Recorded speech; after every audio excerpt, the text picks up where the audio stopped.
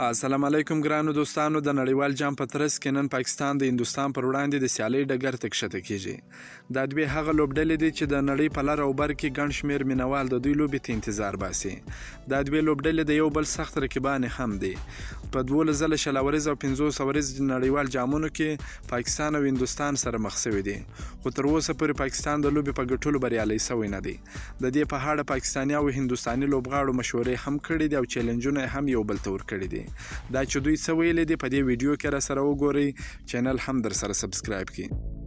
د پاکستان کرکټ ملي لوبډلې لوبډلمشر بابر اعظم وایي چې ټول فکر به یې په روان نړیوال جام او نه غواړي چې د تیر په اړه فکر وکړي. د نړۍ د کرکټ دوه سرسختې رقیب لوبډلې نن هند او پاکستان د یو بل پر وړاندې د مهمې سیالۍ ډګر ته وځي، هغه سیالۍ چې د نړۍ د لر او بر څخه سلګونه میلیونه مینوال انتظار کوي. دواړې لوبډلې 12 واره په شلوريز او 500 ورځ نړیوال جامونو کې سره مخامخ شوي دي چې کله هم پاکستان د کومې لوبې په ګټلو نه دی توانېدلی. د روان نړیوال جام او هند سره د پاکستاني لوبډلې د وروستۍ تیاریو په اړه د یادې لوبډلې لوبډلمشر بابر اعظم رسنیو سره غږېدلی دی او یو لړ څرګندونې یې هم کړي دي. بابر وایي که رښتینې وغږېږو، موږ نه غواړو چې په تیرو لوبو فکر وکړو، زموږ ټول پام په روان نړیوال جام دی، موږ به په خپل قوت او وړتیا فوکس وکړو او په کار به یې واچوو.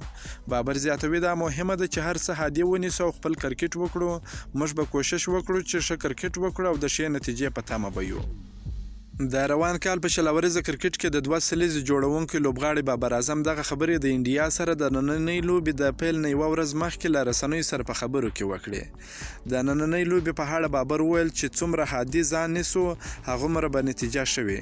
د نوموړي په وینا تیاری په خپل لاس کې دی، 100% د ښې لوبې تیاری لري او د ښې نتیجې په تمه هم دی. د بابر اعظم په خبره چې د ټورنمنټ لومړۍ لوبه تل له فشاره ډک او سخته وي، خو په وینا دوی د ښه پیل تمه لري او خپلو ښو لوبو ته به دوام ورکوي.